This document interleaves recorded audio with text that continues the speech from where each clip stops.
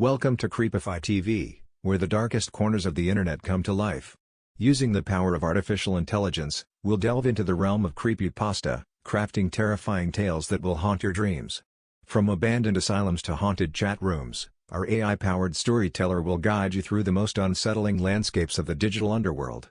So, sit back, dim the lights, and let the algorithms of dread transport you to a world of unrelenting terror. Subscribe now, and join us on this journey into the heart of digital darkness. My aunt was a con artist, and she learned from the best, her father. Grandpa never made it big, but he lived for the game. Staying under the radar was probably what made sure he never did get caught. Not once. He was so proud of that. Mom didn't take up the family business. She got religion instead and married a tax accountant. It's so ironic that it sounds like a joke, but it's true. My dad was the best at helping out with math homework.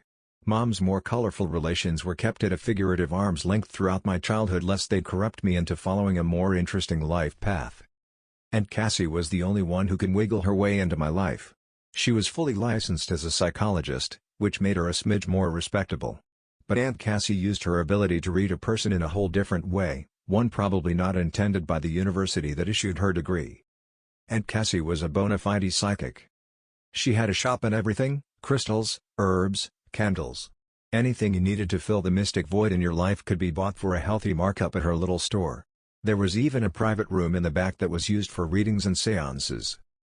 Because both my folks worked, I would often get dropped off at the shop where I would help Aunt Cassie out with those little shows, anything from messing with the lights to knocking on walls. Playing with the thermostat was my idea, and it was an effective one. Customers came to get chills down their spine, didn't they? Why not provide? Cassie helped me become the skeptic I am today and showed me all the behind-the-scenes sleight-of-hand stuff. We'd watch daytime talk shows with magicians and mediums, and Cassie would explain every step, from a basic rundown of cold readings to how to spot an audience plant. After one particularly convincing episode, I asked the natural question, couldn't some of it be real? My aunt's reply was firm. The dead don't talk, kiddo. Anyone who claims otherwise is blowing smoke. It was her conviction, more than anything, that made me believe her. There was only one client I ever saw my aunt refuse. He was old, bald, and stooped, and he took his hat off when he came inside. He twisted it in his hands as he talked. Cassie tensed up immediately when she saw him. The man claimed to have worked in the prison systems. Death row. He'd been responsible for carrying out the final punishments of the worst convicted criminals on the planet. In his old age, this tormented him and aided his soul.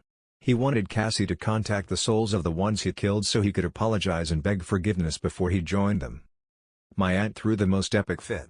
I'd never seen her so mad. She hollered and threw things. "Get out," she shouted. "Out, out, out, out. Shut up. Get out." I hid under the counter with my hands over my ears until he left. Later, I thought her reaction was one of fear because of the man's job. An executioner has to be a con artist's worst fear. Eventually, I got found out. I put on a magic show for my folks, and because my mom missed my grandpa so much, I did a medium bit where I pretended to talk to him. Huge mistake. How stupid of me. My mother wasn't amused. Instead, she freaked out and banned me from seeing her sister ever again. I'd left some textbooks at the shop, though, so I was allowed to run in and grab them while Mom fumed in the car outside. Aunt Cassie didn't even have to ask what was wrong. She could read my face, after all. I gave her a hug and a teary, snot-filled goodbye. She did tell me one last secret, though. "Kiddo, there's a curse in this family that gets passed like a torch.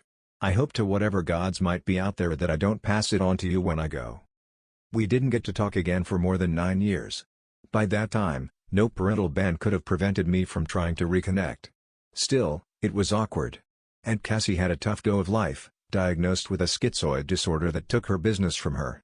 To pay bills, she'd gone legitimate, and with her business went all her zest and playful passion for life.